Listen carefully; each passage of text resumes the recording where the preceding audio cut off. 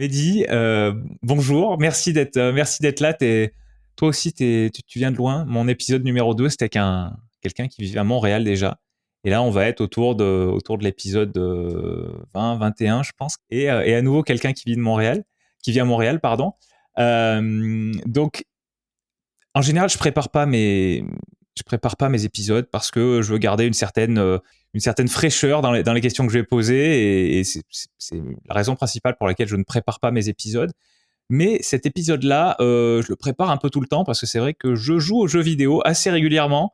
Donc c'est un peu une préparation. Je sais pas si tu es d'accord avec moi. On Effectivement. va, on va parler principalement, je pense, on va voir où la discussion nous mène, mais on va parler principalement du développement de jeux vidéo parce que tu es dans ce milieu-là, tu es un professionnel du sujet. Est-ce que tu veux te présenter déjà toi et puis après nous expliquer un petit peu ce qu'est ton métier? Donc à travers, écoute, je m'appelle Mehdi, je vais avoir 39 ans. Je vis à Montréal depuis 8 ans et demi et je travaille dans le développement de jeux vidéo. Je suis testeur de développement. Je travaille chez Ubisoft Montréal depuis 4 ans et demi. Et sinon, dans l'industrie vidéoludique, ça fait quasiment 15 ans que je travaille dans les jeux vidéo. D'accord, d'accord. Ah ouais, donc ça fait un moment. J'ai de la Euh, bouteille. alors, j'ai plusieurs questions déjà, mais peut-être qu'on peut parler un peu de ton parcours. Qu'est-ce qui t'a amené à devenir, à travailler dans le domaine du jeu vidéo, à créer des jeux vidéo, et peut-être avant tout, est-ce que tu te rappelles quand tu as été en contact avec un jeu vidéo la première fois? Ok, alors, bon, pour la première question, euh, ça fait longtemps que je travaille dans le jeu vidéo et en fait, je voulais travailler dans le jeu vidéo quand j'avais environ 13-14 ans. Je savais ce que je voulais faire plus tard. D'accord. Pour l'anecdote, en fait, c'est mon frère aîné qui jouait de la guitare et qui m'a présenté un ami à lui qui était saxophoniste et qui travaillait également dans le développement de jeux vidéo. Donc il m'a Ok. présenté, j'ai discuté un petit peu avec lui et cet ami-là qui s'appelle Thomas m'a fait visiter justement son studio de développement. Donc j'ai vu les coulisses et à partir du moment où j'ai vu les coulisses, je me suis baladé un peu dans le bâtiment. Je savais ce que je voulais faire plus tard. J'ai senti une atmosphère, quelque chose, et ça a été un déclic pour moi. Et je savais direct que je voulais travailler dans le développement de jeux vidéo plus tard. D'accord. Donc Tu, tu- voilà, tu te j'avais rappelles s'il y a 14 des ans. éléments? Oh, pardon, vas-y. J'avais 14 ans et puis ouais, je me baladais dans les locaux, j'allais dans certaines salles et je voyais des posters justement des affiches de jeux vidéo, je voyais des figurines, je voyais les ordinateurs et tout ça, les consoles à côté. Bref, il y avait vraiment une ambiance qui me parlait et je me suis dit ok, c'est bon, je sais ce que je veux faire, donc on va foncer là-dedans. Donc c'est ça, je savais exactement ce que je veux faire à partir de 14 ans. Ouais, Et puis ouais. après, mon parcours est assez atypique car je n'ai jamais fait d'études pour travailler dans les jeux vidéo. À D'accord. l'époque, je veux dire, je suis sorti du baccalauréat en 2002 et à l'époque, il n'y avait pas ou alors très peu de formation dans les jeux vidéo. Ça venait à peine d'éclore. Elle n'était pas encore reconnue par l'État. Et en Hein. plus, ça coûtait super cher l'année, à base de 6 000 euros l'année. Moi, je sors du terminal, j'ai pas cet argent. Donc, je me suis fait un petit peu sur le terrain. J'étais directement sur le terrain. Et justement, lorsque j'ai connu cet ami Thomas qui m'avait fait visiter les coulisses, je faisais, entre guillemets, quelques stages chez eux où je venais justement tester pendant 1 ou 2 semaines. Ou ouais, pendant des périodes de vacances scolaires, je venais tester mes jeux vidéo justement dans son studio. Et plus tard, je n'ai pas manqué d'ajouter ces lignes-là sur mon CV, jusqu'au jour où justement j'ai fait des connaissances, des collègues, et qui m'ont proposé de travailler dans une boîte. Et c'est là vraiment que j'ai commencé mon expérience professionnelle avec de vrais contrats. Et puis depuis, je ne faisais que travailler dans le jeu vidéo jusqu'à maintenant. Ouais, je vois, je vois.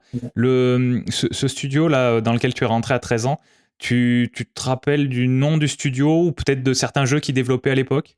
Titus Interactive. Bon, malheureusement, ça a disparu depuis un petit moment. Mais voilà, D'accord. Titus Interactive, ils ont déjà fait des jeux comme Kao le kangourou, Titus, je crois que c'était un renard si je dis pas de bêtises. Donc ils avaient fait un jeu de plateforme Titus aussi. Ils avaient fait des jeux. Bon, en fait, c'était des jeux à licence. Ils n'étaient pas forcément exceptionnels, loin de là. Parce que malheureusement, certains jeux d'entre eux se retrouvaient dans l'émission du joueur du grenier. Donc en gros, ouais, c'était des jeux qui n'étaient pas terribles. Superman, Robocop, D'accord. des jeux comme ça. Ouais. Mais malgré tout, voilà, ça restait quand même une très bonne expérience. Et puis, je me suis forgé comme ça. en testant, en étant directement sur le terrain, alors que j'étais encore à l'école, quoi. Ouais, Donc, ouais. et puis plus tard, lorsqu'il a fallu rentrer dans le monde du travail, bah, j'ai ajouté ces lignes sur mon CV et ça m'a servi justement pour pouvoir entrer officiellement, professionnellement dans ce milieu. D'accord. Et du coup, t'allais travailler après tes cours quand t'étais quoi quand t'étais au lycée, quelque chose comme ça? Bah, en fait, c'était par exemple le mercredi après-midi quand je travaillais pas, ou sinon pendant les périodes scolaires, de vacances scolaires. Ouais. Donc j'y allais aussi, et s'ils avaient besoin de moi, je leur envoyais un message pour savoir s'ils avaient besoin de moi. Ouais, ok, vas-y, tu peux passer. Et puis donc Hein. pendant une semaine, 2 semaines, j'allais travailler pendant toute la journée. Voilà, c'était ça. Donc je jouais une semaine, du lundi au vendredi. Voilà.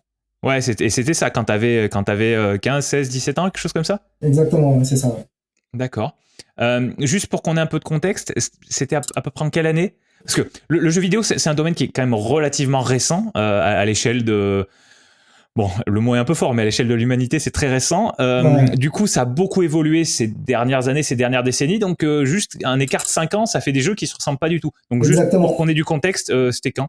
Alors, c'était la période entre 95 et 2000 à peu près. Voilà. Ok. Donc j'avais commencé dans cette période-là. Donc à l'époque, c'était la Super NES, la PlayStation et tout ça.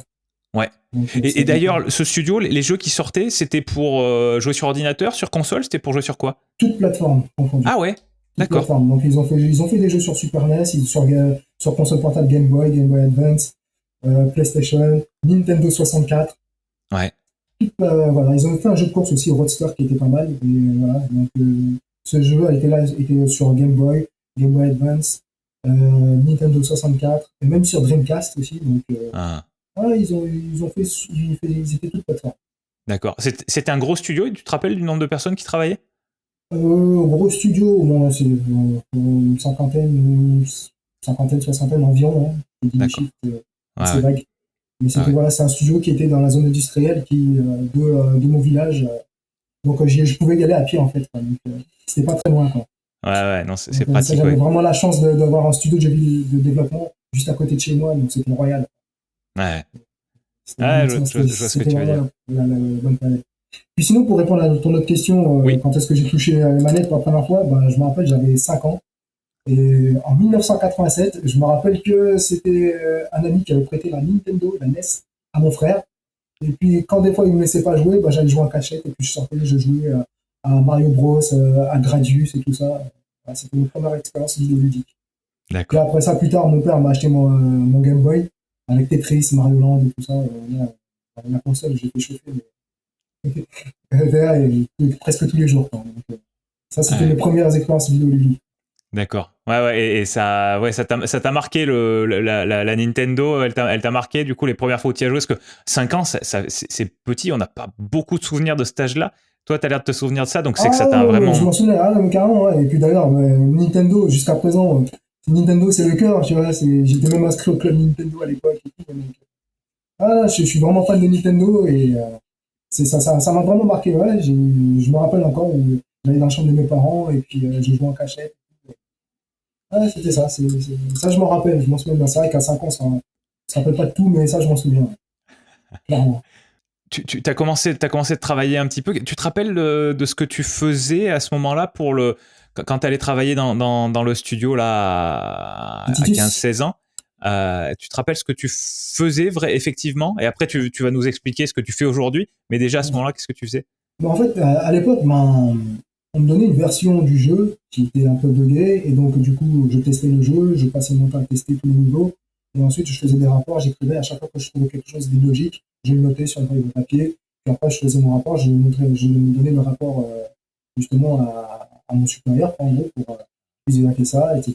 Et puis enfin, comment dire, quand les versions étaient corrigées, ben, je retestais une nouvelle version, etc., etc. C'était assez redondant, mais c'était ça.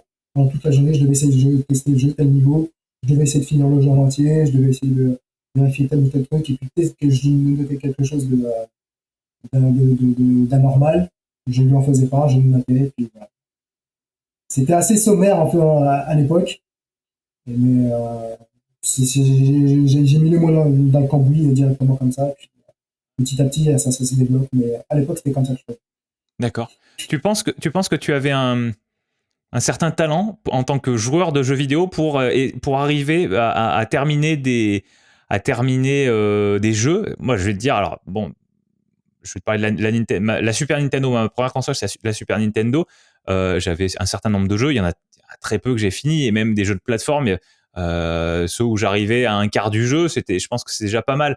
Alors peut-être que j'étais très mauvais, hein, et puis après j'étais un peu plus jeune aussi. Mais du coup, quand tu me dis, bah moi, il fallait que j'arrive à la fin pour noter tous les trucs bizarres, ça veut dire que régulièrement tu devais arriver à la fin du jeu. Donc est-ce que tu penses que tu étais particulièrement doué pour ça, ou juste tu étais motivé et à force de répétition, tu voyais ce qu'il fallait faire? Bah, un peu des deux, en fait, hein, parce que j'adorais jouer, donc c'est aussi une passion. Et puis, oui, bah, quand tu répètes, bah, tu connais un petit peu les chemins à emprunter pour pouvoir aller le plus loin possible. Donc, c'est aussi une notion de répétition. Donc, ouais, c'est un petit peu les deux. Et quand j'avais aussi une Game Boy, donc j'adorais, enfin, à chaque fois que j'avais un jeu, j'essayais de le terminer. Donc, ouais, du talent, en fait. Disons que, voilà, plus tu passes du temps, plus tu t'améliores. Donc, ça joue aussi. Mais ouais, on va dire un petit peu les deux. C'était la Ok. motivation, et puis voilà. Et après, comment est-ce que ton métier a évolué à partir de ce moment-là où au début tu testais les jeux, tu repérais ce qui allait pas, les bugs et tout. Comment ça a évolué, peut-être même si tu as envie de nous décrire jusqu'à ce que tu fais maintenant. Bah, en fait, bah, ouais, je peux dire directement répondre à ces questions. En fait, là, en ce moment, je suis testeur de développement. Ce qu'il faut savoir, dans le test du jeu vidéo, il y a deux catégories de tests. Ça a beaucoup évolué depuis le temps, mais à nos jours, il y a deux catégories de tests. Il y a le test de fonctionnalité et il y a le test de développement. Le test de fonctionnalité signifie en gros que on te donne une version, tu testes le jeu, tu trouves un bug, tu essaies de reproduire le bug et ensuite tu décris comment tu as reproduit le bug dans une base de données. Donc ta base de données, normalement, tu dois l'écrire en anglais parce que tout le monde travaille en anglais dans les jeux vidéo. Et donc, en gros, tu dois essayer expliquer quel bug tu as trouvé, comment tu l'as reproduit et le nombre de fois que tu l'as reproduit. C'est ça un bug. Donc, le test de fonctionnalité consiste justement à trouver les bugs, entrer les bugs dans la base de données pour que les développeurs les corrigent. Ensuite, une nouvelle version avec le bug soi-disant corrigé revient. Tu vérifies si le bug est corrigé. S'il l'est, tant mieux. Et si ça crée d'autres bugs, tu dois les trouver, etc. Ainsi de suite, ainsi de suite. Les nouvelles versions arrivent, etc., etc. Tu dois tester un niveau spécifique. Ensuite, tu vérifies si les bugs ont été corrigés jusqu'à ce que le jeu soit à la fin de ton développement. Donc ça, c'est pour le test de fonctionnalité. Le test de développement, c'est un peu plus complexe parce que non seulement tu dois essayer de trouver les bugs, mais en plus, tu dois expliquer, tu dois savoir pourquoi il y a ce bug-là. Hmm. Pourquoi, qu'est-ce qui provoque ce bug-là? Tu dois aller chercher vraiment en détail. Et c'est pourquoi le test de développement est divisé en plusieurs catégories. Il y en a qui vont tester les collisions, donc le décor. Il y en a qui vont tester le gameplay, donc dirigé par les personnages ou alors le véhicule, etc. Il y en a qui vont tester le son. Et il y en a d'autres qui vont tester justement online, parce que maintenant on fait des jeux en réseau. Donc c'est vraiment découpé en plusieurs spécialités, parce que depuis de 87, on va dire, jusqu'à nos jours, les jeux ont tellement évolué, sont devenus beaucoup plus vastes, donc ça demande beaucoup plus de testeurs pour essayer de trouver le plus de bugs possible. Et donc on découpe ça en plusieurs catégories. Donc testeur de fonctionnalité, c'est tester, vérifier, trouver les bugs, ensuite comment dire, vérifier si les bugs sont corrigés, etc. Et le testeur de développement, c'est plus complexe car tu dois essayer de comprendre pourquoi il y a ce bug-là. Donc, un test de en gros, le test de développement, tu trouves le bug et tu essaies de comprendre, tu vas dans l'outil qui te permet de savoir qu'est-ce qui provoque ce bug. Trouver la cause du bug. Ouais, ouais. Donc, par exemple, par exemple, un jeu de course. Tu testes la voiture, elle fonce dans le décor, tu traverses le décor. Pourquoi? Un testeur de fonctionnalité va dire, voilà, à tel endroit, je fonce dans le décor et je le traverse. Ouais. Le testeur de développement va dire, bon, ok, pourquoi je traverse le décor? C'est parce que il y a une collision qui manque à cet endroit-là. Et tu vas aller chercher la collision, et tu vas dire, voilà, cette collision est manquante, donc il faut corriger cela. Parce que un bug, quand tu trouves un bug, il peut y avoir plusieurs, comment dire, euh, je trouve pas le mot, causes Plusieurs, oui, différentes. plusieurs causes, ouais. Hmm. C'est ça. Donc, est-ce que c'est un manque de collision, ou alors est-ce que c'est la voiture qui bug à ce moment-là, ce qui fait qu'elle passe au travers?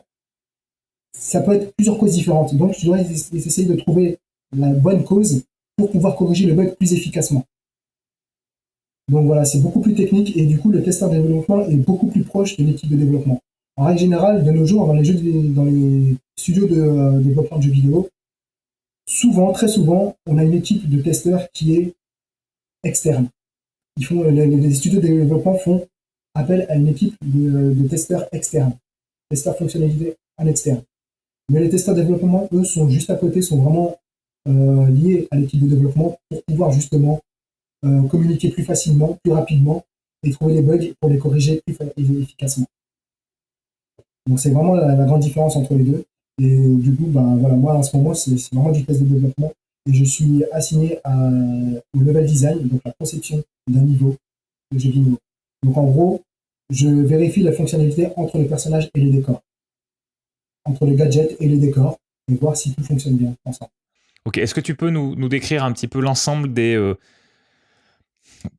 pour faire un jeu vidéo, tu as besoin de quoi comme équipe? Donc toi, tu m'as dit que tu faisais partie de l'équipe Level Design. C'est ça, level design, game design, ouais, c'est ça. Donc, Voilà. level design. T'as quoi d'autre comme équipe? Qu'on ait une vue un peu d'ensemble. En fait, moi, je compare souvent le développement de jeux vidéo à une construction d'un bâtiment. J'explique. Donc, en gros, tu as le game designer. Ce sera l'architecte du jeu vidéo. Donc, c'est lui qui va dire, on va faire ce jeu-là. On va faire un jeu d'aventure, ou un jeu de combat, ou un jeu de voiture. Dans ce jeu vidéo, il y aura 13 niveaux. Il y aura 13 mondes différents.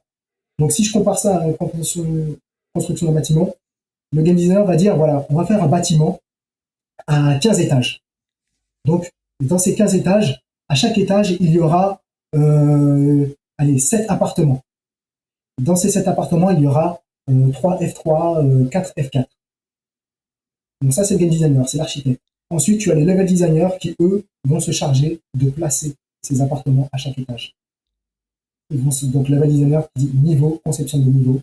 À chaque étage, eux, ils vont placer ces 7 appartements, ils vont placer les ascenseurs ou les escaliers de secours, ils vont placer les fenêtres, les portes à tel endroit, etc. Selon ce qu'a dit le game designer. Ils vont faire en fonction de ce que dit le game designer. Ensuite, tu as les programmeurs. Les programmeurs, eux, ce sont les vrais maçons. C'est eux qui vont faire couler le béton, c'est eux qui vont ériger le bâtiment. Après, tu as plusieurs équipes de programmeurs. Il y en a qui sont spécialisés, programmeurs gameplay, programmeurs sonore, programmeurs level design. Donc en gros, c'est eux qui vont vraiment construire le bâtiment et qui vont construire les murs, qui vont construire les fenêtres, qui vont construire les escaliers, les ascenseurs, etc. Ensuite, tu as les artistes 2D, 3D. Donc avant, on appelait ça les infographistes, maintenant on appelle ça graphistes 2D, graphistes 3D. C'est eux qui vont donner la touche artistique à ton bâtiment. Donc qui vont peindre les murs extérieurs, intérieurs, qui vont donner vraiment un style à ton jeu. Évidemment, tu as le chef de projet qui lui va qui va gérer tout ça.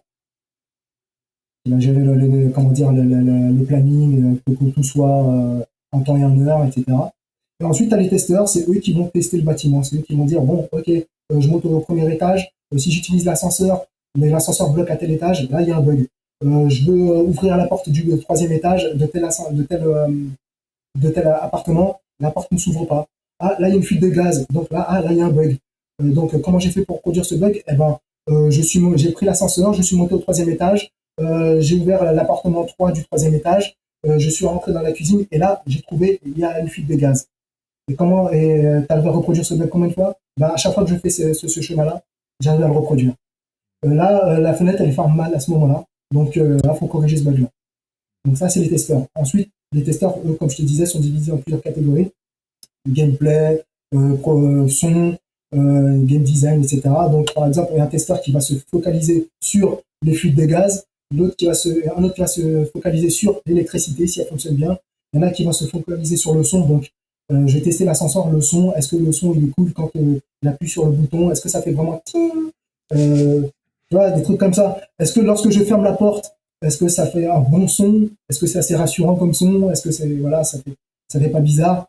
Donc voilà, les testeurs sont divisés en plusieurs catégories et ils vérifient vraiment chaque compartiment. Ils vérifient ils font leur tâche de cette manière-là. Donc voilà, j'ai bien comparé un petit peu. Je pense que c'est assez parlant. Ouais, carrément, carrément. Est-ce que juste tu peux nous comment dire, nous décrire un peu plus ce que c'est certains mots. Donc, par exemple, le gameplay par rapport au game design, quelles sont les différences? Comment tu peux expliquer ça à des gens qui sont pas experts du domaine? Alors, quand je dis le gameplay, voilà, c'est un peu la jouabilité du jeu. Donc, en gros, quand tu joues à un jeu, quels sont, comment dire, on va prendre un jeu d'aventure. Qu'est-ce que tu peux faire dans ce jeu d'aventure? Tu peux marcher, tu peux courir, tu peux sauter, tu peux prendre une arme. Est-ce que tu peux attaquer? Est-ce que tu peux te défendre? Donc toutes ces choses-là constituent le gameplay. Ok. L'amusement, donc en gros, c'est un peu ça. C'est voilà, qu'est-ce que le joueur peut faire? Est-ce qu'il peut pousser une caisse? Est-ce qu'il peut tirer une caisse? Quand il se tape contre un ennemi, est-ce qu'il peut se protéger? Est-ce qu'il peut faire des super attaques, etc. Donc ça, c'est à peu près le gameplay. C'est ce qui constitue en gros le gameplay. Quand je parle de level design, c'est la conception d'un niveau. Game designer, c'est la conception du jeu. Level design, c'est la conception d'un niveau. Si j'avais travaillé sur le jeu Mario Bros, en tant que level designer, je te dirais, ben, c'est moi qui me suis occupé du niveau 1-3, du niveau 2-4. C'est moi qui ai placé les ennemis à tel endroit. C'est moi qui ai placé le piège à tel endroit. C'est moi qui ai placé le champignon à tel endroit. Je me suis occupé de ce niveau-là en entier. C'est moi qui ai placé les monstres. C'est moi qui ai placé la fin de niveau à ce moment-là. Et c'est moi qui fais que voilà, j'ai mis des plateformes pour que tu puisses sauter dessus. C'est moi qui ai mis cette plateforme. Quand tu marches dessus, elle tombe, donc il faut que tu ressautes tout de suite après. Donc vraiment, c'est la conception d'un niveau, le décor, je veux dire voilà, le décor du jeu. Ça, c'est le Ouais, ce level qui n'est designer. finalement, est-ce qu'on peut en simplifier un petit peu? Est-ce qu'on peut dire que le gameplay, ça va être ce qui va concerner le personnage et le game design ou le level design, ça va être son environnement ouais, c'est ça, ce qui l'entoure. Alors, gameplay, level design et game designer. Le game designer, je vais essayer de gérer les deux. Et voilà, c'est un peu ça en gros. Après, ça dépend le type de jeu. Parce que je te parle d'un personnage, c'est un exemple. Mais ça peut être une voiture, ça peut être autre chose, etc. Mais dépendamment du jeu, c'est à peu près ça. Donc, on va dire que le level design, c'est vraiment l'environnement du jeu. Et le gameplay, c'est ce que quand tu vas toucher la manette, qu'est-ce que tu vas pouvoir faire avec cette manette, avec cette souris. Voilà, tous les éléments que tu vas pouvoir gérer en tant que joueur. Est-ce que tu peux nous parler un petit peu alors c'est peut-être pas quelque chose que tu fais trop toi-même, mais des programmeurs en fait, des gens qui vont les maçons du jeu vidéo, comme tu disais tout à l'heure. Est-ce que tu peux nous dire, par exemple, un programme? Moi, j'ai jamais vu un programme de jeu vidéo. Je ne sais pas vraiment à quoi ça ressemble. Par contre, j'ai déjà vu des programmes dans différents langages. J'ai fait un tout petit peu de Python, notamment. Voilà. Est-ce que tu peux nous parler un petit peu de ça, nous dire peut-être en quel langage de programmation les programmeurs qui bossent avec toi travaillent, s'il y a une référence, voilà. Dans les plus gros studios de jeux vidéo, on utilise ce qu'on appelle des moteurs de jeu. Les moteurs de jeu, c'est clairement ce qui va te permettre de créer un jeu vidéo. Je sais pas si tu as déjà entendu parler de Unreal Engine, Si, Unity. non, pas Euh, celui-là. c'est plutôt, en tout cas, c'est le concurrent de l'Unreal, on va dire, Ok, Unity. Godot, Engine, et puis des jeux. Donc ça, c'est les gros moteurs de jeu. Le CryEngine aussi. Ça, c'est les gros moteurs de jeu en 3D. Sinon, tu as aussi des moteurs de jeu en 2D. Donc Construct, GameMaker, Godot, etc. Donc, voilà, des moteurs de jeu en 2D, des moteurs de jeu en 3D. Chez Ubisoft, on a notre propre moteur de jeu qui a été créé en interne. Et ce qu'il faut savoir aussi, c'est que chaque moteur de jeu a son propre langage de programmation. Donc, que ce soit C++, C, Python, Java, etc. Peu importe. En règle générale, avec un langage de programmation, tu peux créer n'importe quel jeu. C'est juste que, dépendamment du langage, tu auras peut-être plus de facilité à créer un jeu que d'autres. d'accord. Mais normalement, tu peux tout faire. C'est juste que ça te prendra plus de temps, ça sera peut-être plus difficile si tu utilises tel langage plutôt que tel autre langage. Hmm. Ensuite, pour les programmeurs, bah, dans le moteur de jeu, tu as des pages, des pages pour pouvoir justement écrire ton code. Et donc, en gros, bah, les programmeurs, ils sont là justement pour écrire leur ligne de code selon leur langage, en C++ ou alors en Java ou je sais pas. Et ben, justement, ce sont ces lignes de code qui vont faire en sorte que tu puisses, lorsque tu appuies sur un bouton, ton personnage réagit de telle manière. Lorsque tu appuies sur tel bouton, ça va créer telle interaction. Donc, en gros, c'est eux vraiment qui écrivent les lignes de code pour qu'il y ait des interactions entre tel élément et tel autre élément. Si tu veux, dans un moteur de jeu, tu fous tes ressources graphiques, tes ressources sonores, tes ressources vidéo dans ton moteur de jeu, et le programmeur fait sa tambouille pour que tout cela agit ensemble. Ok, alors un truc que j'ai pas encore bien compris, c'est le moteur de jeu. Qu'est-ce qui, comment dire, Qu'est-ce qu'il fait en fait? Le moteur de jeu, bah, en gros, c'est grâce à ça que tu vas pouvoir, ce qu'on appelle construire, compiler un jeu. Ouais, Et ensuite, une fois que tu as compilé ce jeu, une version du jeu, tu vas pouvoir jouer ce jeu directement. d'accord.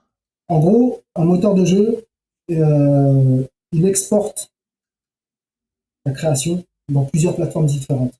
PC, Mac, euh, on va dire, ou alors Android, Ouais, etc. ouais, Et justement, voilà, Et ensuite, selon la plateforme sur laquelle tu veux travailler, que ce soit sur console, Nintendo, Sony, etc., eux, ils te donnent des kits de développement. Donc ensuite, avec ton moteur de jeu, lié à ton kit de développement, le kit, enfin, je te parle vraiment en gros parce que c'est vrai que en détail, je ne pourrais pas t'expliquer, mais le kit de développement va te permettre de créer, comment dire, la version que tu as créée avec ton moteur de jeu va être convertie par le kit de développement pour pouvoir jouer sur la console. Donc si tu as un kit de développement Nintendo, le moteur de jeu va créer sa version, le kit de développement va pouvoir, entre guillemets, convertir ta version du jeu pour pouvoir jouer sur console Nintendo. d'accord, d'accord. Donc, ce qu'il faut savoir, c'est que tous les moteurs de jeu, enfin, dans le développement de jeux vidéo, tu travailles sur PC de base. Donc, le moteur de jeu, en général, la plateforme native, c'est le PC. D'accord. Toutes les versions, toutes les builds, toutes les compilations de versions que tu vas créer, normalement, se jouent directement sur PC. Et ensuite, tu vas pouvoir exporter ça sur d'autres plateformes de jeu pour pouvoir jouer sur console, notamment sur Nintendo, Sony, Microsoft. Et alors, là, je te dis ça, c'est vraiment, je te dis ça en gros, hein, parce que Ouais, après, dans ouais. le détail, c'est même Non, moi, non, mais je c'est ce que je développe. cherche, hein. Voilà, c'est ça. C'est C'est- donc c'est- en gros, le moteur de jeu, c'est simple. Le moteur de jeu te permet de créer un jeu, tout simplement. Ouais. Pour être vraiment, vraiment entre guillemets vulgaire, le moteur de jeu te permet de créer un jeu. Ok, Et ok. ensuite, selon les options que te propose ton moteur de jeu, tu peux l'exporter sous différentes plateformes. Entre deux moteurs de jeu 3D, parce que tu m'as dit qu'il y a des moteurs de jeu 2D, des moteurs de jeu 3D. Donc là, c'est évident, la différence, elle est claire tout de suite. Entre Mhm. deux moteurs de jeu 3D, qu'est-ce qui va faire qu'on en choisira un plutôt qu'un autre? Ça, c'est bonne question. En fait, ça dépend du projet sur lequel tu veux travailler. Je veux dire, disons qu'il y a des flexibilités sur un moteur de jeu qu'il n'y a pas sur un autre. Tout dépend vraiment du type de jeu sur lequel tu veux tester. Certains moteurs de jeu vont te permettre, comment dire, ce qu'on appelle des templates sur lesquels tu vas pouvoir te baser pour pouvoir développer ton jeu. Hmm, C'est une question aussi de flexibilité. Il y a certains moteurs de jeu qui te permettent plusieurs options que d'autres moteurs de jeu ne te proposeront pas. d'accord. C'est ce qu'on appelle la programmation par script. En gros, ouais, c'est assez complexe, mais euh, là on rentre vraiment dans le technique et c'est un peu difficile d'expliquer ça. Bon, mais fais ce que tu peux et puis on verra après. Tout dépend de la flexibilité du moteur, mais voilà, par exemple, il y a un moteur de jeu qui sera beaucoup plus à l'aise dans le visuel, donc du coup faire des effets spéciaux, visuels, graphiques, etc., faire des D'accord. trucs super réalistes. Il y a d'autres moteurs de jeu qui sont beaucoup plus techniques, qui vont pouvoir te permettre de créer beaucoup plus de choses vraiment qui vont te permettre d'être beaucoup plus libre dans ta D'accord. création, qui Ah vont ouais. pouvoir te donner plus de liberté de création. Parce qu'il faut savoir, c'est que quand tu es un game designer et que tu veux créer des jeux, euh, tu as des contraintes techniques. Certains moteurs de jeu vont te permettre de zapper certaines contraintes, mais d'autres moteurs de jeu vont te permettre de zapper d'autres contraintes. Donc c'est vraiment une question de feeling, de choix. En règle générale, tu testes plusieurs moteurs de jeu et tu choisis celui qui te parle le plus. Il n'y a pas de bon ou de moins bon. C'est vraiment en fonction de ton affinité, ta manière de comprendre, ta manière de programmer, ta manière de travailler, qui fait que tu seras plus à l'aise avec un moteur ou un autre. Il n'y a pas vraiment de meilleur en fait. C'est juste ils sont différents. Et ils ont une approche de programmation différente. Ok. Je suppose que si on veut développer un jeu, je vais être peut-être un petit peu caricatural, mais tu vas me dire si je le suis trop. Si tu veux développer un jeu Nintendo, ou si tu veux développer un jeu PC, ou un jeu des nouvelles générations de Xbox et de PlayStation, c'est-à-dire dans un cas, c'est quelque chose avec des graphismes qui sont quand même un peu en dessous, qui ressemble à des graphismes de PlayStation ou de Xbox d'il y a quelques années. Donc ça, c'est côté Nintendo, mais après, peut-être plus de fun, plus de jouabilité, plus de multijoueur local, ce genre de choses. Euh, est-ce que ça serait un critère qui te ferait choisir un moteur de jeu différent, justement, si tu vas vers un jeu type Nintendo, ou si tu vas vers un jeu avec des graphismes exceptionnels, les plus beaux possibles sur PC ou sur Xbox, PlayStation? Du tout. Parce qu'en fait, même si tu choisis un moteur pour ces graphismes, rien ne t'empêche de faire des graphismes moins bons. Oui, ok. Donc il y Oui, a mais du coup, ça. je suppose que les moteurs qui permettent de faire des meilleurs graphismes, ils doivent avoir des contraintes à côté.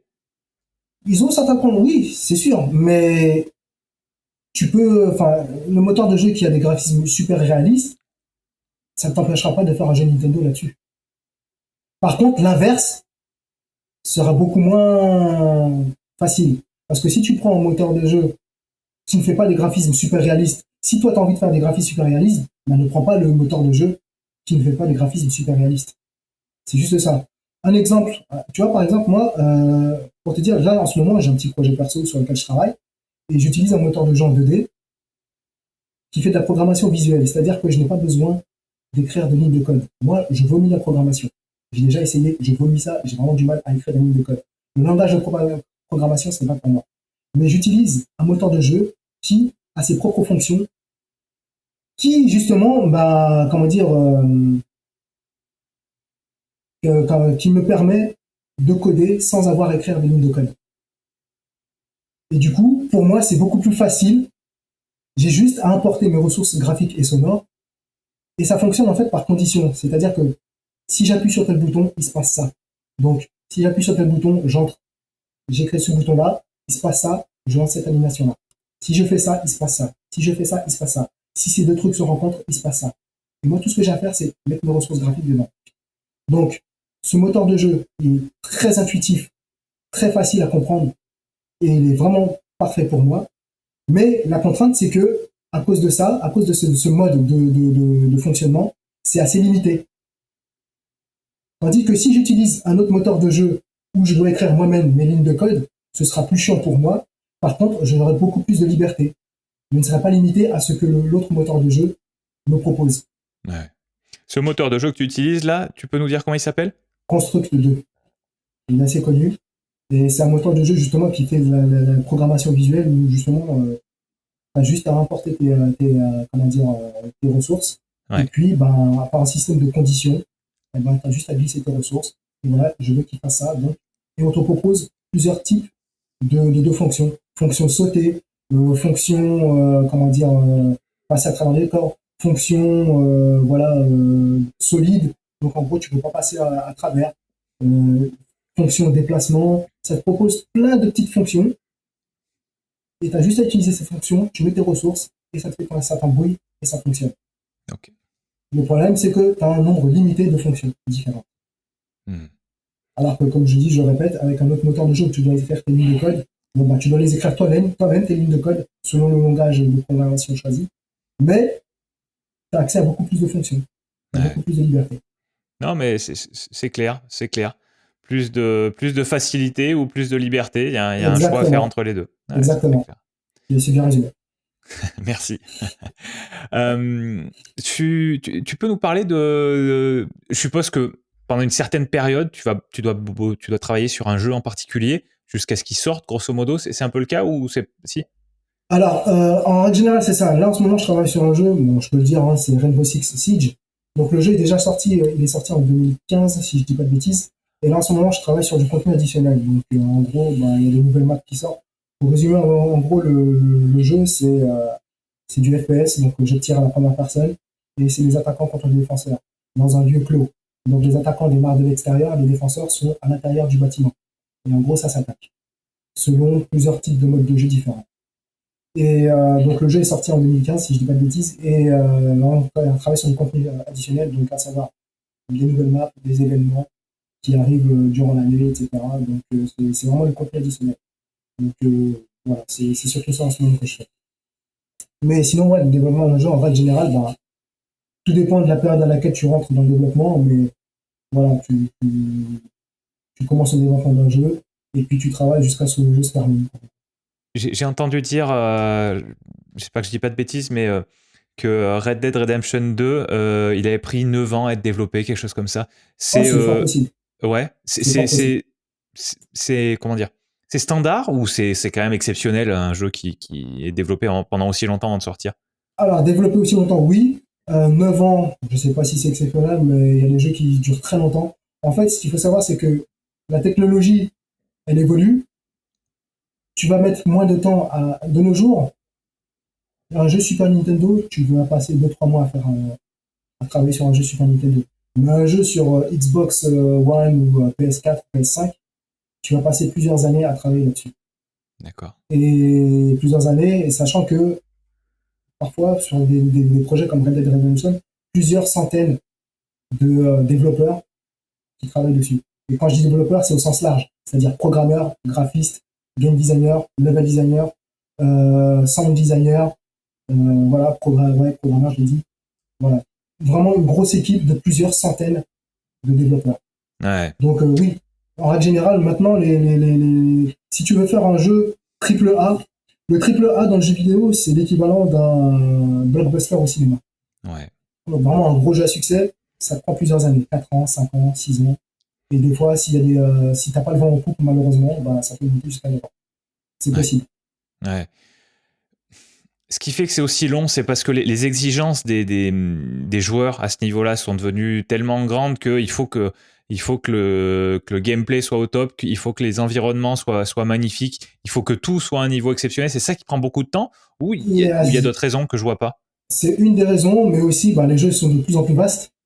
Tu sais, la durée de vie du jeu aussi, je veux dire, les mondes sont de plus en plus vastes, les jeux sont de plus en plus vastes, donc ça prend beaucoup plus de temps à développer et aussi à tester, à vérifier que le jeu soit propre. Et ça demande plusieurs centaines de testeurs, ça demande plusieurs centaines, oui, de développeurs, de testeurs, et aussi plusieurs mois de développement pour que le jeu soit propre. Comme ça, quand tu achètes le jeu, bah, tu te retrouves pas avec un premier bug qui te bloque tout le jeu, quoi. Donc oui, et en plus la technologie évolue tellement vite. Si tu prends trop de temps pour développer ton jeu, malheureusement la technologie évolue très vite, donc ton jeu sera très vite obsolète. Ah ouais. Donc il y a une certaine pression aussi là-dessus et c'est vraiment difficile à gérer ça. Ah oui, j'imagine, ouais. Avant, les consoles de jeu, les durées de vie des consoles de jeu, c'était environ 5 ans. Maintenant, heureusement ou pas, je ne sais pas, mais maintenant, la durée de vie d'une console est un peu plus longue. Ça peut monter à 6 ans, 7 ans, voire même 8 ans. Mm-hmm. Mais oui, les mondes sont de plus en plus vastes, les jeux sont de plus en plus vastes, donc ça prend beaucoup plus de temps à développer et à tester pour rendre un jeu assez propre. Maintenant, de nos jours, ce qui est plutôt pas mal, mais enfin, oui et non, c'est que même si le jeu sort et qu'il est pas forcément propre, on peut sortir des patchs de correction, des patchs correctifs pour pouvoir justement gommer toutes ces erreurs, tous ces bugs qui sont sortis à la sortie du jeu. Donc il y a cette option qui permet justement de télécharger des patchs correctifs pour pouvoir avoir une meilleure expérience de jeu, quoi. Mais malheureusement, enfin, c'est devenu trop une habitude et du coup, bah, de plus en plus de jeux sortent un peu pourris. Ah ouais. Enfin, pourris par les bugs. Ouais, avec un potentiel fort, mais qui est pas réalisé parce qu'il y a trop de bugs. Exactement, exactement. D'accord. Ce qu'il faut savoir, c'est que de nos jours maintenant, les jeux à zéro bug, c'est pas possible. Tu prends un jeu, par exemple, justement le jeu sur lequel je travaille, Rainbow Six Siege. À l'heure actuelle, il y a plus de 70 millions de joueurs dans le monde qui jouent à ce jeu. Ah ouais. Ça veut dire quoi? Ça veut dire plus de 70 millions de façons de jouer différentes. Nous, en tant que testeur, on doit essayer de trouver tous les bugs pour éviter que les 70 millions de joueurs se les tapent. Tu vois bien que c'est impossible. Ouais. Et c'est bien, et c'est pour ça que il y a des vidéos YouTube justement où tu as des joueurs qui postent justement des vidéos sur lesquelles ils trouvent des bugs. Et nous, on est à l'affût pour choper ces vidéos et pour pouvoir corriger les bugs, pour ensuite sortir un patch et pour que les gens ne soient plus pénalisés par ce genre de bugs. Donc il y a vraiment une communauté derrière online qui permet un service après-vente, si je peux dire, qui permet de justement de choper tous ces bugs là sortis après le jeu, après la sortie du jeu, et qui permet d'être corrigé régulièrement le plus vite possible. Tu m'as dit que tu travaillais sur des redis-moi, DLC, c'est ça? C'est ça, exactement. DLC. Donc c'est contenus additionnels qui sortent après que le jeu soit sorti. Dans ton cas, 6 ans après que le jeu soit sorti. Donc c'est vraiment quelque chose qui dure, quoi. Enfin, en même temps, si tu me dis qu'il y a 70 millions de joueurs, il y a intérêt de les choyer. C'est un jeu qui était sorti justement pour rester sur la durée, en gros. On essaie de durer le plus longtemps possible. Donc du coup, il faut renouveler un peu le contenu, il faut rajouter de nouveaux trucs justement pour garder un petit peu cette hype, essayer de garder nos joueurs, Ouais. et pourquoi pas ramener de nouveaux joueurs. C'est une manière justement d'essayer de garder le plus de joueurs possible. Sur ce projet-là, sur ces contenus additionnels par rapport à ce jeu spécifique, vous êtes combien à travailler dessus? On est une bonne équipe, environ une cinquantaine, soixantaine, un peu plus même. Pour le développement et aussi pour le marketing et tout ce qu'il y a autour, on va même voir un peu plus, peut-être une centaine. Ouais. Ah oui, d'accord. Une petite centaine. Ouais, c'est énorme. Et Ubisoft, au total, travaille et développe et sort combien de jeux en parallèle? Beaucoup, il y a beaucoup de licences, beaucoup de licences. Déjà, rien qu'à Montréal, Ubisoft Montréal, on doit sortir entre 5 et 10 licences environ, à peu près, par année, normalement. Quand tu comptes les Assassin's Creed, les Far Cry, les Rainbow Six, les Just Dance, les Lapins Crétins, bon, ça, c'est vrai que j'en entends plus trop parler. Mais voilà, toutes ces grosses licences-là qui font Ubisoft, ouais, en règle générale, par année, ou entre 5 et 10 jeux par année en moyenne environ. Ouais, d'accord. Ouais, donc ça donne une idée de la taille. Ce que tu me dis, vous êtes peut-être 100 à bosser sur ce jeu qui est sorti il y a longtemps. Alors, même si vous sortez du contenu additionnel, tu multiplies ça par 5 ou 10 et je suppose que sur des jeux qui ne sont pas sortis du tout, ça demande peut-être encore plus de monde. En fait, pour te donner une bonne idée, à Ubisoft Montréal, on est environ 4000. Wow. Juste à Ubisoft Montréal. Sachant que Ubisoft est implanté à Montréal, à Toronto, ils sont implantés même au Japon, ils étaient implantés aussi à Casablanca, si je dis pas de bêtises. Ils sont implantés un peu partout, il y a plusieurs studios en France. Ouais, Ubisoft est de par le monde, quoi. C'est une entreprise de quelle nationalité, au fait? C'est français, Ubisoft. C'est français, hein? C'est français, ça a été créé en France par les frères Guillemot. Et après, ils sont implantés à Montréal, ils sont implantés un petit peu partout. Et c'est vrai que le plus gros studio, il est à Montréal, avec plus de 4000... Ouais, c'est énorme, 4000 personnes. Vous êtes tous dans le même bâtiment? Non, il y a plusieurs bâtiments différents, mais le bâtiment dans lequel je suis, on est quand même pas mal nombreux. En fait, il y a plusieurs bâtiments qui sont côte à côte et on est vraiment nombreux dans chaque bâtiment. Ouais, je vois. Pour un jeu qui n'est pas encore sorti, un jeu en développement, soit une nouvelle licence, soit une deuxième, troisième version, à quel moment est-ce que les gens comme toi commencent à intervenir? À quel moment est-ce que les testeurs, d'une manière générale, commencent à intervenir? Parce que je suppose que pour tester, il faut qu'il y ait une base à tester. Exactement. Donc, je sais pas, sur un jeu qui met, je vais dire n'importe quoi, sur un jeu qui va mettre 5 ans à être développé, enfin, ou 2 ans, tu prends la durée que tu veux. À partir de quel moment est-ce que les premiers tests ont lieu? À partir du moment où il y a une démo jouable, c'est-à-dire que voilà, on fait un niveau qui est créé, un niveau complet est créé, même s'il n'est pas propre visuellement, même si à partir du moment où il y a quelque chose de jouable, on peut commencer à faire tester. Les testeurs peuvent commencer justement à tester ces niveaux. Donc après, tout dépend de la durée du temps de développement du niveau, mais c'est ça. En fait, dès qu'il y a quelque chose de jouable, c'est relativement tôt dans le développement. Ah ouais. Mais il faut quand même qu'il y ait quelque chose de jouable. Donc il faut que tu puisses aller d'un point A à un point B pour pouvoir c'est clair. tester. Tu peux nous donner une tendance en termes de tu t'as dit c'est relativement tôt dans le développement. Si un jeu met, j'ai dit 5 ans, mais j'en sais rien, tu prends l'exemple que tu veux, si un jeu met une certaine durée entre le moment où on commence à bosser dessus et le moment où il sort, à quel moment est-ce que la première démo jouable elle apparaît?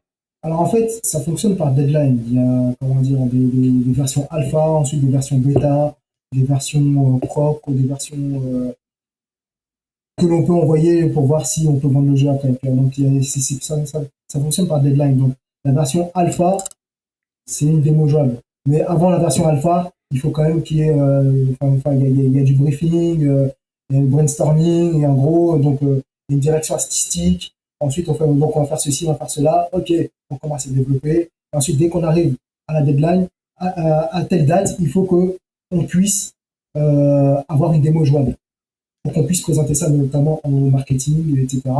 Donc, avant cette deadline, il faut qu'on puisse tester le jeu pour voir si c'est suffisamment propre pour que l'on puisse ensuite montrer une version propre, jouable à cette deadline.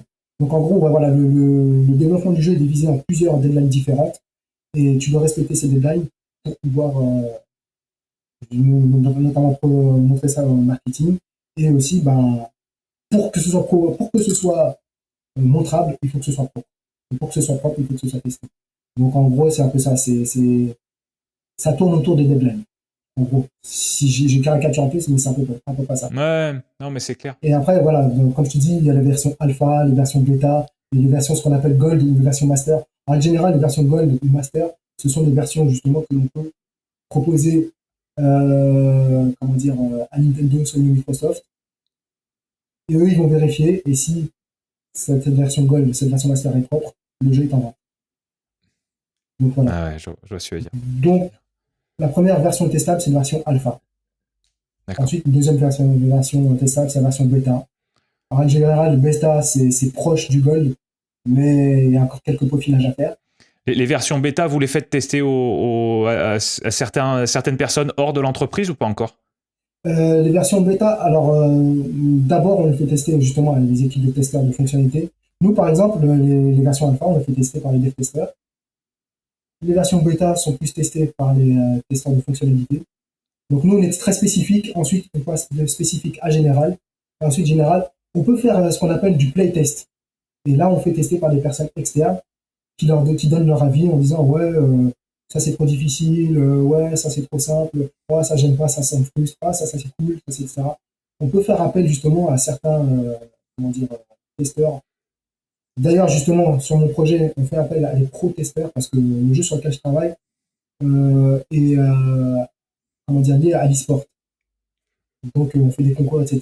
Et du coup, pour certaines maps, certains contenus, on fait appel à des pro-testeurs, pas des pro-testeurs, des pro-joueurs, en gros, pour qu'ils nous donnent leur ressenti sur le contenu qu'on leur propose.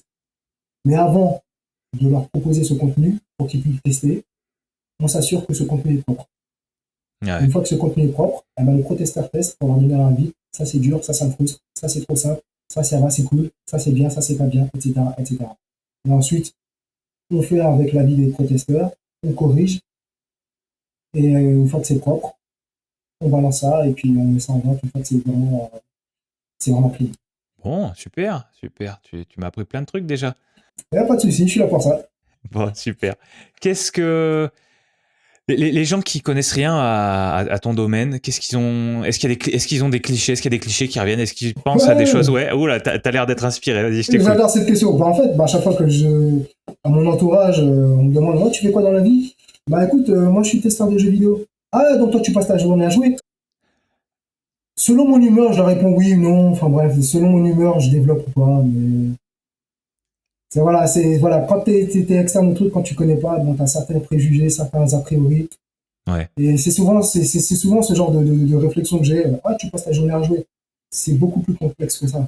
Alors oui, effectivement, on a des phases où on est en mode joueur, donc on fait ce qu'on appelle les play sessions, donc des sessions de jeu où on joue vraiment en tant que joueur.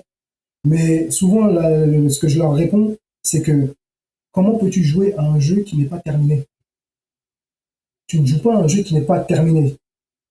Tu vois, c'est comme si je te disais, je faisais la comparaison avec le bâtiment, c'est comme si tu venais habiter dans un appartement qui n'est pas encore terminé. C'est un peu la même logique, tu vois. Donc, ouais, c'est pas confortable, quoi. Exactement. Donc voilà, moi je suis là justement pour éviter que les joueurs se frustrent à cause de bugs. Moi je suis là pour déblayer le passage, pour que tu puisses passer sans problème. Ouais. Donc, on est là pour nettoyer, on est là pour... voilà, là il y a un bug, faut le corriger. C'est un peu de dire ça, mais on n'est pas inspecteur de travaux finis, mais presque. Presque. Mais c'est beaucoup plus complexe que ça. Mais voilà, c'est un peu l'idée. Mais ouais, pour répondre à la question, j'ai souvent ce retour qui dit ah, tu passes ta journée à jouer. Et tu penses que tes collègues qui sont pas testeurs, qui sont programmeurs, est-ce que tu penses qu'ils ont ce genre de questions, remarques, pas forcément exactement la même, parce qu'en tant que testeur, tu es plus assimilé à un joueur, je suppose, mais tu penses qu'ils ont des remarques un peu similaires? Tu as des collègues qui te font remonter des frustrations ou des choses qu'ils entendent qui leur semblent pas vraies? Pas qui me remonte, mais c'est vrai que quand on travaille dans le domaine du jeu vidéo, bah, en règle générale, les gens de l'extérieur nous cataloguent de geeks. Alors, à tort ou à raison. Malheureusement, le terme geek est un peu péjoratif. Moi, j'ai pas envie de dire que je suis un geek. Mais souvent, quand c'est dit comme ça a une connotation un peu péjorative. Ouais. Mais et souvent, voilà, quand on leur dit qu'on travaille dans le jeu vidéo, on s'imagine que, ouais, tu travailles dans le jeu vidéo, donc en gros, que tu vas passer 24 heures sur 24 devant ta console, etc. Blablabla. Non, pas forcément. Moi, un exemple, tu vois, moi je travaille dans le domaine du jeu vidéo, mais ça fait 6 mois que j'ai pas touché une console. Ça fait 6 mois que j'ai pas touché un jeu. Je veux dire, même durant le Covid, j'ai pas touché un jeu, donc ça fait plus d'1 an et demi que j'ai pas joué à un jeu. Donc, tu peux travailler dans le jeu vidéo parce que tu aimes ça, mais c'est pas pour autant que tu joues forcément à des jeux jusqu'à 23 heures, jusqu'à minuit, jusqu'à 4 heures du matin. Il y en a, c'est ça, oui, mais pas tous. Loin de là, pas tous. Donc, voilà, c'est le problème quand tu travailles dans un domaine qui est ta passion. Bon, bah, forcément, la première idée qu'on a, c'est que on passe trop de temps sur notre passion. Mais c'est pas toujours ça. C'est pas toujours vrai, c'est pas toujours évident. Donc, voilà, c'est vrai que tu vois, pas plus tard qu'il y a quelques jours, j'ai justement une cousine qui m'a intercepté et avec qui j'ai repris contact. Et il me dit, ouais, toi, tu travailles dans le jeu vidéo? Oui, c'est vrai, oui, etc. Donc, on discute un petit peu. Et puis, elle me disait, ouais, c'est vrai que je suis pas très. Parce qu'en gros, son fils veut travailler dans le jeu vidéo plus tard. Son fils qui a 13 ans, qui veut travailler dans le jeu vidéo plus tard. Donc, du coup, elle me posait des questions sur le domaine. Mais après, elle me disait, ouais, c'est vrai que je suis pas trop d'accord pour travailler là-dessus, mais bon, c'est son choix, blablabla, blablabla.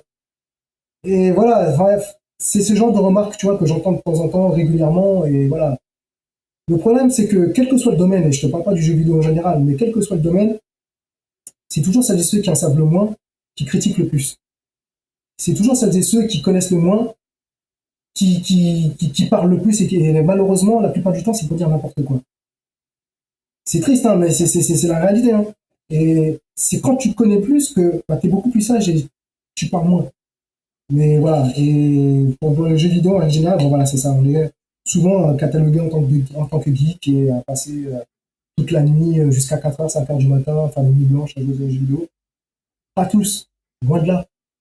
Oui, il y a une partie, mais voilà, c'est pas tout le monde. Tu penses que d'être un professionnel du jeu vidéo aujourd'hui, c'est globalement, comment dire, moins reconnu peut-être que d'être un professionnel du cinéma ou de la télé ou d'autres arts créatifs, si tu veux. Bah, ce qui est cool, c'est qu'en fait, les jeux vidéo, ça évolue et petit à petit, beaucoup plus de gens considèrent que le jeu vidéo est considéré comme un art. Alors, c'est pas encore dans la tête de tout le monde, loin de là. Et il y a une phrase que j'avais entendue justement à partir du jeu vidéo, en parlant du jeu vidéo, c'est que le jeu vidéo n'est pas forcément un art, mais c'est plutôt un musée qui regroupe plusieurs artistes différents. Parce que c'est vrai, quand tu regardes un jeu vidéo, déjà, les graphistes, on les appelle les artistes. Quand tu vois ce qu'ils font visuellement pour que ce soit réaliste ou alors que ça a un certain style, c'est de l'art. Le son, les bandes sonores. Quand tu écoutes des musiques de jeux vidéo, il y en a qui sont tellement belles qui n'ont rien à en vouloir, qui n'ont rien à, comment dire, À envier. à envier aux musiques de cinéma. Et c'est vrai que souvent, quand je fais souvent des comparaisons entre le jeu vidéo et le cinéma, le film, le jeu vidéo, c'est un film dont tu es le héros. Et c'est ça. Et le game designer, c'est lui qui crée cet univers pour que le héros, autrement dit toi, ait une sensation de liberté. Ouais. Donc c'est ça. Et les techniques scénaristiques liées aux jeux vidéo sont similaires, sont semblables à celles utilisées pour le cinéma. Quand tu joues à des jeux comme Uncharted, des jeux d'aventure, tout ça, The Last of Us, etc., ces jeux sont magnifiques, sont dignes de création cinématographique. C'est fou. Et mais rien que le budget utilisé pour les jeux vidéo, des fois, ça coûte beaucoup plus cher que de développer un film. Il y a des jeux vidéo, Red Dead Redemption 2 par exemple, ils ont coûté plusieurs dizaines de millions de dollars à développer. Ça n'a rien à envier au cinéma.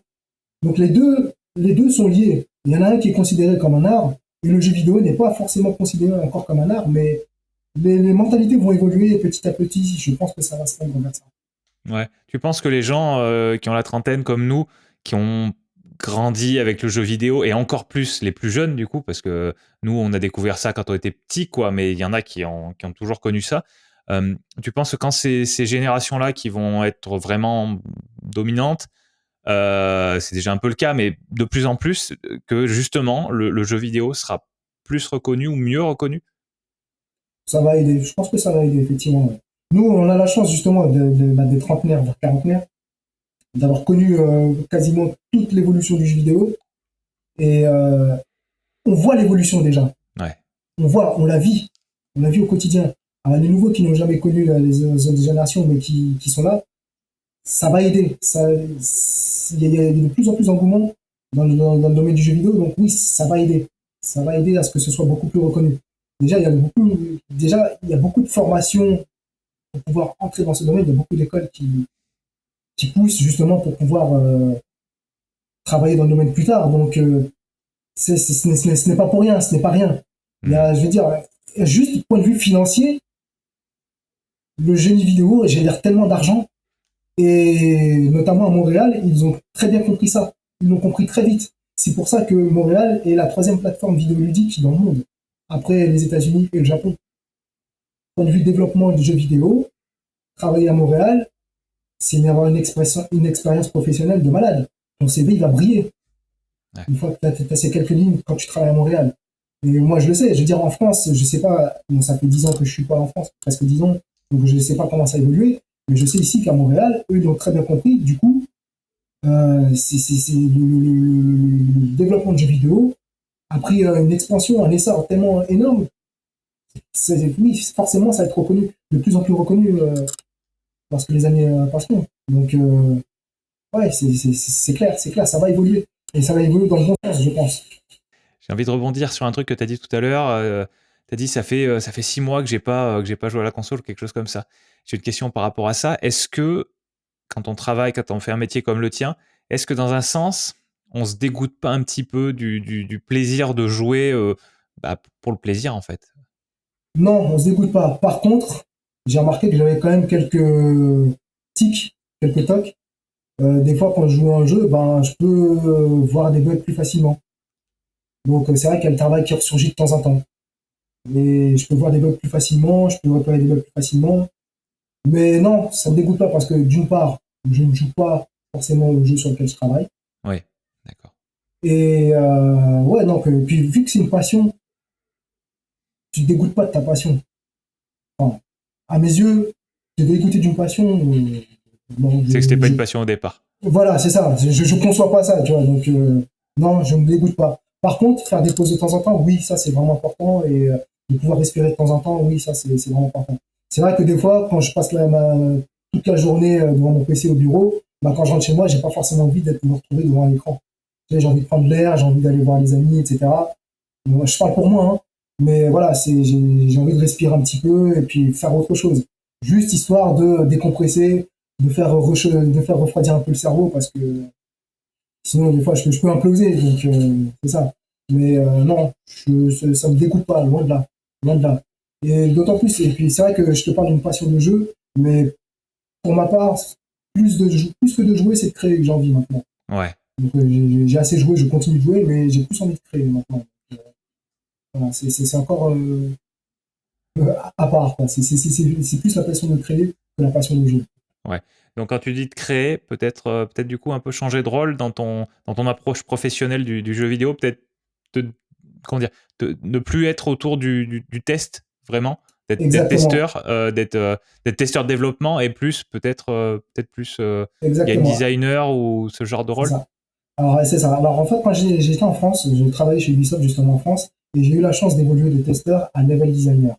À l'époque, je travaillais sur les jeux Just Dance, donc Just Dance 2, Just Dance 3, Michael Jackson, The Experience, etc. Et j'ai eu la chance d'évoluer en tant que level designer. Et c'est vrai que moi, je me sens comme créatif et J'aime beaucoup créer. Et du coup, déjà, dans un premier temps, pouvoir évoluer et faire plus du game design, du level design, Ouais. ça, c'est vraiment quelque chose que j'aimerais faire point de vue professionnel. Ensuite, à plus ou moins long terme, j'aimerais vraiment créer mes propres jeux et me mettre en indépendant. À Montréal, il y a pas mal de studios de développement indépendant. Je veux dire, l'environnement est propice justement à pouvoir développer des jeux en indépendant. Et donc vraiment, je suis vraiment au bon endroit pour pouvoir un jour, à plus ou moins long terme, créer mon propre studio de développement, créer mes propres jeux. Parce que moi, j'aimerais vraiment créer mes propres jeux et les faire tester au monde. Je veux dire, quand je travaillais sur Just Dance 2 en tant que level designer, et qu'après je voyais justement des joueurs s'éclater sur Just Dance 2, j'étais fier. Ouais. J'étais tellement fier de me dire putain, c'est mon bébé, il joue à mon bébé, tu vois, et il s'amuse et tout. J'étais tellement fier. Bah, j'aimerais vraiment revivre ça et me dire putain, c'est une de mes créations et de se dire que voilà, les gens s'éclatent sur mes créations, c'est du pur bonheur. Quand t'es un Ouais. passionné, c'est du pur bonheur. D'accord. C'est génial. Donc oui, c'est ça, plus ou moins long terme, beaucoup plus créatif, plus dans le game design, le level design, et, et plus tard sur des projets qui me tiennent à cœur. Hmm. D'accord. Quand on, quand on veut développer un jeu, que ce soit, tu vas me répondre comme tu veux, soit plutôt en indépendant, soit plutôt dans un gros studio. Mais, Euh, comment est-ce qu'on commence euh, Qu'est-ce qui est vraiment le plus important au début quand on se dit, bah moi je veux développer un jeu, voilà, par quoi on commence en gros, c'est ma question un petit peu centrale, c'est sur quoi est-ce qu'on peut s'appuyer, qu'est-ce qui est sûr dans ton domaine. Donc là on parle de développement de jeux vidéo. Donc s'il y a un truc sur lequel il faut se focaliser quand on se dit, bah moi je veux créer mon jeu, ce serait quoi? alors déjà, il y a plusieurs étapes. Déjà, premièrement, créer ce qu'on appelle un game design document, sur lequel tu vas répertorier toutes tes règles du jeu, toutes tes idées, et tu vas les classer. Donc, décrire quel type de jeu ce sera, quel public viser, quelles sont les mécaniques de gameplay, donc qu'est-ce que tu pourras faire dans le jeu, le visuel, que tu veux que ce soit un genre 2D ou un 3D, les inspirations, effectivement, ça peut aider. Vraiment créer une bible de développement de jeux vidéo, créer ton game design, tu fous toutes tes idées là-dedans. Et ensuite, ce que tu peux faire selon tes capacités, bah, tu peux commencer à créer une petite, un prototype, donc avec des cubes, des carrés. On s'en fiche du visuel, le tout c'est que ce soit jouable. Parce que si un jeu est fun avec des cubes et des carrés, c'est le plus important. Après, tu as juste à changer le visuel pour que ce soit plus beau. Mais il faut que tu testes un prototype. Tu crées un prototype de jeu que tu fais tester. Tu écoutes les remarques de tes testeurs pour améliorer le jeu, ainsi de suite, ainsi de suite. Après, tu crées une démo. Tu peux recruter une équipe dépendamment de l'ampleur de ton projet. Parce que faut pas, je veux dire, faut pas voir trop grand non plus. Mais dépendamment de l'ampleur de ton projet, tu recrutes une petite équipe pour pouvoir créer une démo. Et puis ensuite, il faut trouver des financements, etc., pour pouvoir aller beaucoup plus loin et pourquoi pas à la suite créer un studio de jeux vidéo. Mais c'est ça. En gros, les idées, il y a un game design document. Ce game design document va pouvoir être lu par toute l'équipe que tu voudras recruter pour Hmm. qu'ils aient la même vision que toi sur le projet. Et ensuite, voilà, bah, on développe des versions de bêta, alpha, etc., des démos. Faire tester régulièrement ton prototype, ta démo par des testeurs. Ouais. Ça, tu penses que c'est un des trucs essentiels, le fait de faire tester par d'autres personnes? Exactement, c'est très très très important. C'est primordial. Parce que tu as ta vision et malheureusement, quand tu as le nez dans le guidon, si tu fonces, tu peux aller droit dans le mur bêtement. Il faut prendre aussi, parce qu'au final, qui va jouer ces jeux-là? C'est les joueurs, c'est pas toi. Donc, il faut faire tester régulièrement pour savoir quels sont les points négatifs, les points positifs, les points améliorés. C'est vraiment très important. Malheureusement, on n'a pas souvent le temps de faire ça, mais c'est vraiment un point important. De faire tester régulièrement à partir du moment où tu as une démo, quelque chose de jouable. Ouais. Et avancer petit à petit dans ton développement et à ce que le jeu soit complet. Et voilà. Et après aussi, une partie qui est très importante et qui est pas facile, c'est aussi le point de vue financier. Donc, il faut trouver le budget pour pouvoir vivre, et voilà, pour pouvoir travailler sur ton projet. Et donc, ça, c'est vraiment le plus difficile, ça aussi, dans un développement de jeu vidéo. Donc, puis après, Puis après aussi, une fois que ton jeu est suffisamment avancé, faire de la pub. Donc ça aussi c'est assez difficile parce que si tu veux que ton jeu il se vende, le but du jeu, mine de rien, c'est de vendre ton jeu au final. Et donc il faut faire de la pub pour qu'il y ait un potentiel, pour qu'il soit vendable. Quoi, en gros. Et ça aussi, ça coûte de l'argent, c'est pas évident. Et donc voilà, mais c'est vraiment les étapes importantes. Quoi. Le game design, tester en proto, faire tester par les joueurs, faire des démos, trouver des financements, etc. Et puis, jusqu'à la fin de ton développement. D'accord, super. Est-ce que tu peux nous reparler un petit peu, tu nous as parlé vite fait de studios de développement indépendant, c'est comme ça que tu as dit? Ouais. Ok. Comment dire? Qu'est-ce que c'est? Parce que Ubisoft, je vois à peu près ce que c'est. Qu'est-ce que c'est qu'un studio de développement indépendant? Comment ça fonctionne? Qui va Justement, en fait, indépendant, c'est être indépendant financièrement. C'est dit comme ça, c'est un peu flou. Mais ce qu'il faut savoir dans un studio de jeux vidéo normal, entre guillemets, tu as le côté développement, tu as le côté marketing, tu as les investisseurs, etc. Et le problème, c'est que dans un gros studio, c'est ceux qui amènent de l'argent qui décident du type de jeu qu'il faut faire. Et du coup, ta liberté ta liberté créative est un petit peu bridée par ça, malheureusement. Et être indépendant, déjà, c'est être indépendant, liberté créative. Donc tu fais ce que tu veux, tu dépends de personne. Par contre, ce qui est plus difficile, c'est que financièrement, les studios indépendants, ils ont besoin d'argent. Et c'est pas toujours facile de trouver de l'argent pour pouvoir monter ton studio indépendant. Mais voilà, indépendant, c'est surtout être indépendant de manière pour la liberté créative. Et il n'y a personne pour te dire ton jeu doit être comme ceci, ton jeu doit être comme cela. Parce que c'est ce qui arrive souvent. Ceux qui mettent l'argent, ils te disent voilà, le jeu doit être comme ceci, comme cela. Nous, on est là, oui, mais c'est nul. Oui, mais on s'en fout, c'est vendeur. Donc voilà. Et c'est pas pour rien que souvent, on retrouve des suites, des suites, des suites, des suites de jeux vidéo. Pourquoi? Parce que c'est vendeur. C'est, comment dire, c'est une sécurité financière pour les gros studios de développement. Malgré ça, ils arrivent quand même à innover, mais tout en restant dans un cadre de suite. Et du coup, les prises de risque sont vraiment minimes. Ah, ils innovent par petits pas, quoi. Exactement. Et tu vois, par exemple, je prends justement Ubisoft, ils arrivent à innover notamment dans la série Assassin's Creed, mais ça reste toujours, entre guillemets, la même chose. Ils arrivent à implémenter de nouvelles choses, mais tout en restant toujours dans le même domaine. Et c'est une sécurité. Et malgré tout, c'est une bonne technique, puisque ça se vend. Et ça se vend très bien. Ça fonctionne. Donc, pourquoi se prendre la tête à prendre des risques? Et surtout que ceux qui prendre des risques, c'est justement prendre des risques financiers. Et quand ça marche pas, c'est assez frustrant. Donc, c'est compréhensible, mais parfois, pour les gens, ça peut être un peu frustrant. Et du coup, les studios indépendants, c'est vraiment avoir une liberté créative.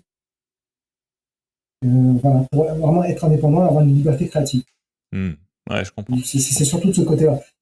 Donc, du coup, si un jour tu vas jeter un œil sur les jeux vidéo indépendants, tu verras, il y a vraiment des concepts originaux auxquels tu n'as jamais joué auparavant. Et il y a vraiment des trucs qui sont vraiment fun. Donc, ça vaut le coup d'y jeter un œil, justement, et de faire un peu plus de lumière sur ce côté-là. Parce que c'est vrai que c'est surtout les grosses boîtes de jeux vidéo, Ubisoft, Electronic Arts, Activision Blizzard, c'est eux qui dominent le marché, tu vois. Avec toujours les mêmes suites, tu vois, toujours les mêmes types de jeux. Par exemple, on a lancé une mode Battle Royale, Fortnite, PUBG, tous ces jeux-là, voilà, ils surfent sur la même vague, sur le même thème. On voit les mêmes types de jeux qui pullulent partout. Et les studios indépendants, c'est essayer de se décrocher de ce type de trucs et proposer autre chose de plus original. Ouais. Une très grosse entreprise comme Ubisoft, donc ils ont ce qui marche bien. Typiquement, tu m'as parlé d'Assassin's Creed. Moi, c'est un jeu que je connais. J'ai un tout petit peu joué. J'ai un de mes meilleurs amis qui achète chaque année, parce qu'ils en sortent un chaque année à peu près, qui est très très fan. Donc il y a des jeux comme ça avec des suites et tout. Mais je suppose qu'une très grosse entreprise comme Ubisoft, ils peuvent se permettre justement de faire, je sais pas moi, 2-3 jeux qui ils savent qu'ils vont très bien marcher, et puis de prendre un gros risque sur autre chose. Est-ce qu'ils le font ou pas Ils le font, spécialement? ils le Ouais, font, ils ont déjà pris quelques risques, ils le font avec plus ou moins de succès. Ils ont testé quelques petits jeux. Bon, j'ai pas forcément de nom en tête là tout de suite là. Je ouais, pense justement à un jeu qui s'appelle Child of Light. Je l'ai pas encore testé, mais je sais qu'ils ont pris des risques justement sur ce type de jeu-là. Ils le font, ils peuvent se permettre. Après, ça a plus ou moins de succès. Ça n'aura jamais autant de succès qu'un Assassin's Creed ou un autre Far Cry, etc. Mais de temps en temps, ils se permettent de faire de prendre des risques. Alors après, ils sont plus ou moins mesurés. Ils ne prennent pas de gros risques, mais ils prennent quand même des risques. Donc, je parle pour Ubisoft spécifiquement. ouais. Pour les autres boîtes, je t'avoue que je n'ai pas vraiment mon nez là-dedans, mais je sais que pour Ubisoft, de temps en temps, ils prennent des risques. Mais de ce que je vois, enfin, de mon point de vue, malheureusement, ces prises de risque n'ont pas le succès qu'ils méritent. Ils ont leur petit succès, mais pas le succès qu'ils méritent. Donc c'est pour ça que on peut être un petit peu on va dire, hésitant avant de se lancer dans ce genre de truc. Donc voilà, tu vois, je dis ça parce que je suis dans le milieu. D'un point de vue joueur, j'aurais peut-être un point de vue différent, mais comme je sais que je travaille dans le truc, je sais pourquoi ça fonctionne comme ça. Donc, parce que justement, quand c'est souvent en fait, ce que j'entends, c'est que les joueurs disent ouais, on aimerait qu'il y ait un peu plus de risques, ils proposent quelque chose de plus original, blablabli, blablabla. Donc, ok, on va suivre les joueurs, ok, on va proposer quelque chose d'original. Et lorsqu'on propose quelque chose d'original, bah, ça n'a pas le succès, que ça mérite. Ouais. Autant dire que j'ai envie de dire de temps en temps, bah, des fois, les joueurs, ils ont une grande gueule. Mais c'est vrai, hein, c'est vrai. D'un point de vue développeur, malheureusement, les joueurs ont une grande gueule. Ça parle, mais quand on leur propose un truc, bah, finalement, sans compter que de nos jours, avec toutes les plateformes d'achat comme Steam et compagnie, quand tu prends un risque de développer un jeu, bah, les joueurs, ils ont peur d'investir leur argent sur un jeu qu'ils ne connaissent pas. Hmm.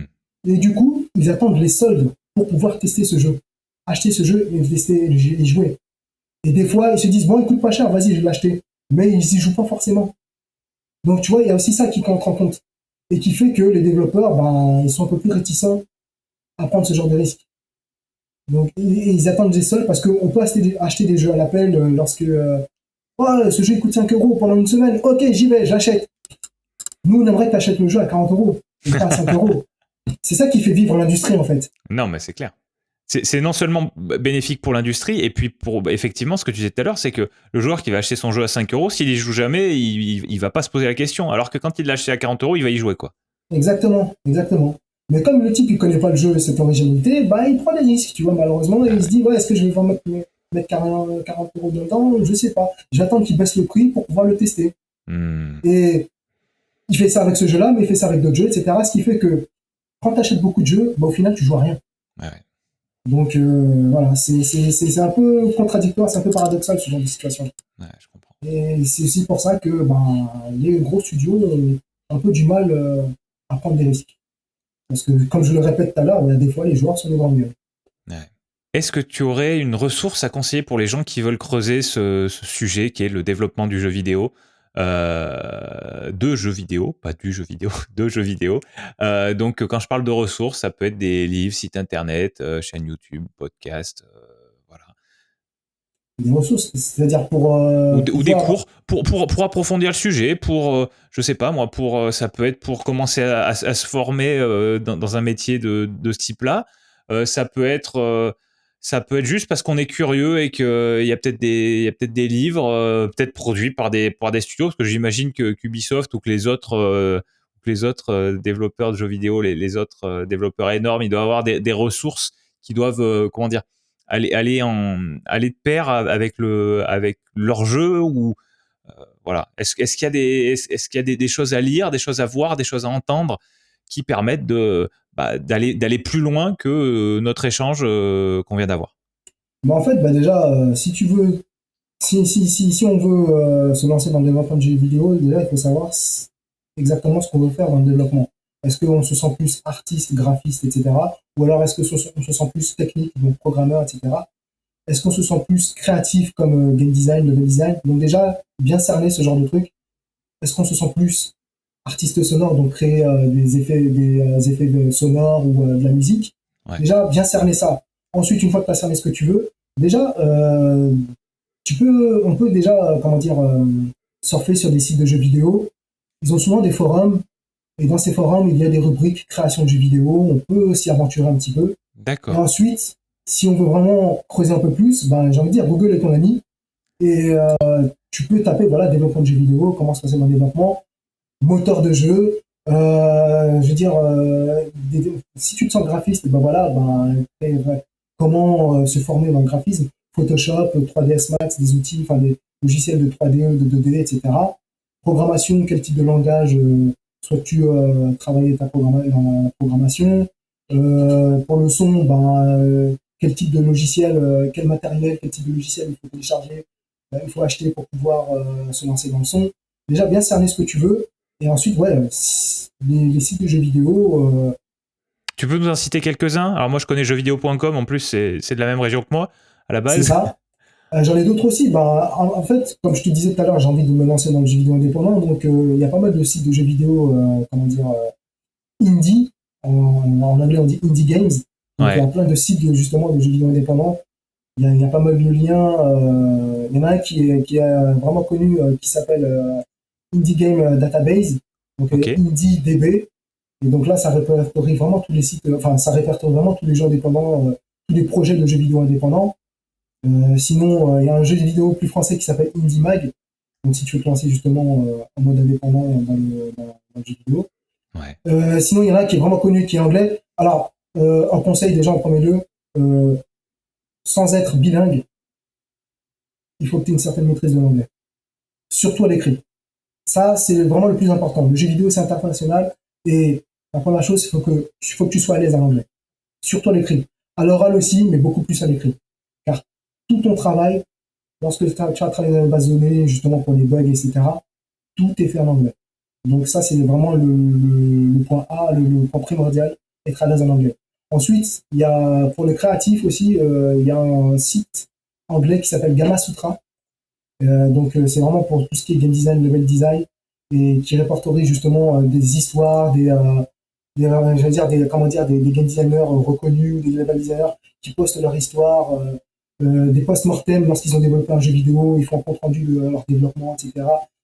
Pour s'inspirer, etc. Et puis après, pour tout ce qui est graphisme, je m'y connais un petit peu moins, mais tous les sites justement, comment dire, de Pinterest et compagnie, des sites, comment ça s'appelle, j'ai plus le nom, mais DeviantArt, Pinterest, Behance, des trucs comme ça. Et puis même YouTube, des vidéos tutoriaux, quel que soit ton logiciel, des vidéos tutoriaux. Ou sinon, il y a comment dire, des sites qui sont payants, des formats où tu peux justement suivre des formations en ligne via des vidéos, comme Udemy. J'ai pas d'autre nom, mais je sais que Udemy, Udemy, Oui. est un des sites justement où tu peux t'inscrire et puis tu payes des formations justement pour suivre des vidéos et travailler sur des logiciels différents. Donc il y a pas mal de sites justement qui proposent ce genre de trucs où tu as plein de professionnels qui viennent poster leurs vidéos de tutoriaux pour t'apprendre à maîtriser les logiciels, que ce soit 2D, 3D, programmation, du sound design, des trucs comme ça. Donc, Bon, voilà. super. Bah, tu nous en as trouvé plein des ressources, en fait. Impeccable. Ouais, Impeccable. c'est Ce ça. qu'on fera, c'est que après l'enregistrement, je te demanderai, de me récapituler ces ressources si tu as, si t'as des liens, surtout pour celles que je connais pas. Et on mettra toutes ces ressources sous format écrit dans les notes d'épisode. Et à la toute fin de l'épisode, je vous explique comment trouver les notes d'épisode. Et donc, vous n'avez pas besoin de prendre des notes au fur et à mesure. Tout devrait être dans les notes d'épisode. Il n'y a pas de problème. Je balancerai tout ça. Qu'est-ce qu'on peut faire, les auditeurs et moi, qu'est-ce qu'on peut faire pour, pour toi? Ou est-ce qu'il y a un truc que tu aimerais demander? Wow. Là, tout de suite, là, écoutez, si vous avez envie de vous lancer dans le jeu vidéo et que vous avez besoin de conseils, vous pouvez toujours venir me voir. Donc, je suis sur Facebook. Donc, vous pouvez Bah, m'intercepter. voilà, je vais te demander après comment on peut te contacter. Donc, c'est une des questions à venir. Il n'y a pas de problème. Contactez-moi si vous avez des questions si ça vous intéresse, si le développement du vidéo vous intéresse, vous pouvez venir me voir et si vous avez des questions, j'y répondrai dans la mesure de mes capacités, enfin, selon mes connaissances, je vous répondrai le mieux possible. Bon, Donc, super, super. c'est ça. Est-ce qu'il y a une question que tu aurais aimé que je te pose par rapport à ce sujet qu'on a abordé aujourd'hui et que je t'ai pas posé? Euh, non, pas spécialement. Non, Bon, là, tout de suite, je t'avoue, je ne vois pas. Mais, bon, mais ouais, tant mieux, c'est plutôt bon signe, je pense. ouais, c'est ça. Ouais, moi, je pense qu'en tout cas, en train de mon métier, ouais, on a fait le tour. Donc, non, non, je Bon, pense que c'est tout complet ce qu'on a fait. Ouais. bon bah, super, super. Et du coup, bah, c'est maintenant que je te demande comment est-ce qu'on peut te contacter, quel est le moyen que tu préfères? Bah, Facebook, c'est pas mal.